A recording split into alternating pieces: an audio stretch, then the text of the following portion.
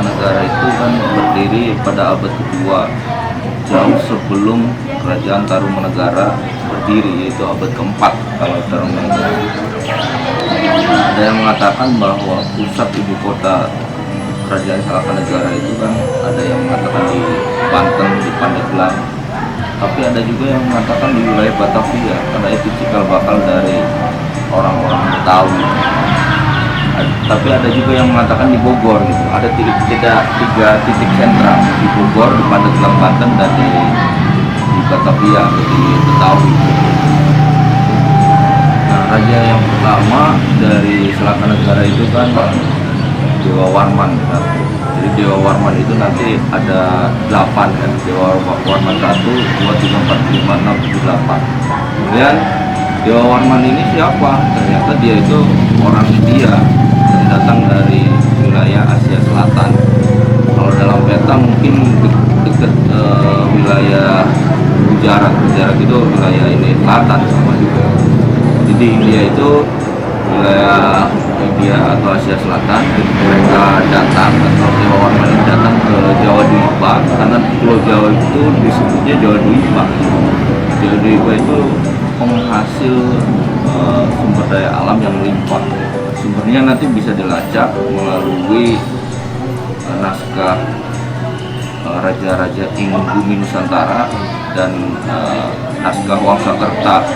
Walaupun naskah Wangsakerta itu masih debatable gitu, artinya masih diperbincangkan. Ada yang pro dan kontra mengenai naskah Wangsakerta itu. Kira-kira gambaran sekelumit tentang Salaka-Negara mungkin ada seperti itu ya.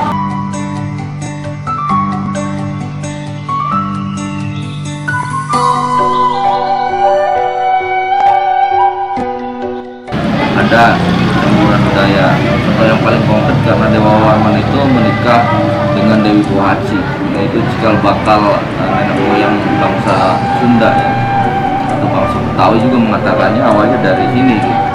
Dari Dewi Pohaci ini lahir raja-raja berikutnya di Salaka-Negara. Hal yang paling unik adalah penerapan dolmen atau menhir untuk bangunan-bangunan tradisi sebelum kemunculan agama-agama yang diakui negara pada konteks hari ini. Misalkan sebelum adanya Islam atau Hindu-Buddha, mereka sudah membuat bangunan-bangunan yang berangkat dari batu. Tetapi yang harus diingat bahwa kerajaan Salaka-Negara itu rata-rata keraton dan bangunannya itu terbuat dari alam, seperti misalkan dari pohon awi atau bambu. Makanya kalau dideteksi bangunan atau kerajaan Salaka-Negara itu posisi letaknya itu atau reruntuhannya sisa-sisanya sebelah mana itu nggak bisa dideteksi karena dulunya kerajaan Salaka-Negara itu bangunannya rata-rata dari awi, dari pohon bambu gitu.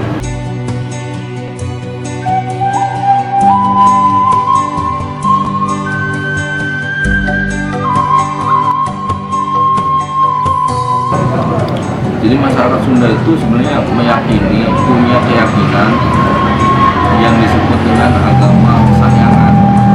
Agama Kesangyangan itu sama juga dengan Sunda Wiwitan atau agama Sundawangi. Sundawangi itu agama asli orang Sunda. Di agama Hindu itu meyakini keyakinan dengan konsep 3 Tuhan. Ada Wisnu, Siwa, Brahma.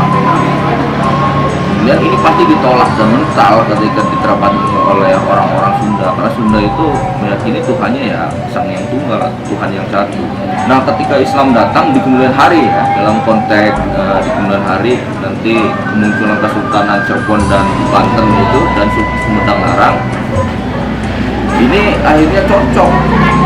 Orang-orang Sunda itu ketika Islam datang klop banget karena di Islam itu Tuhannya ketika dipertanyakan tentang ritual ketuhanan bahwa Tuhan itu Qul huwallahu ahad, Allahu samad, lam yalid wa lam yulad wa lam yakul lahu kufuwan ahad.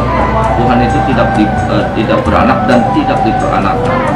Allahu ahad, Allah yang satu, yang tunggal. Ini sesuai dengan Tuhan yang dipunyai atau dimiliki orang-orang Sunda. Artinya apa? Jadi keyakinan orang Sunda dulu, orang Sunda dulu itu lebih melampaui jiwa zamannya. Kalau animisme, dinamisme dalam konteks tradisi masyarakat Sunda ya mungkin ada saja, Dan animisme itu percayaan terhadap roh, kalau dinamisme terhadap benda. Ya mungkin ada saja yang melakukan seperti itu. Cuma yang harus diingat oleh masyarakat Sunda berkaitan dengan keyakinan bahwa mereka itu meyakini Tuhan yang tunggal, Sang yang tunggal itu.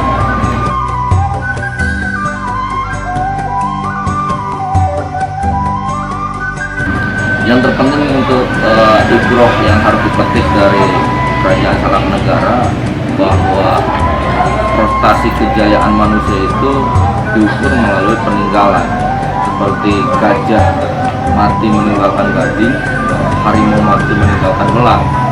Jasa-jasa itu kenapa harus dibincangkan sampai detik ini? Mungkin ada sumbangsih untuk peradaban dan perkembangan kehidupan manusia dimanapun, apapun, kapanpun.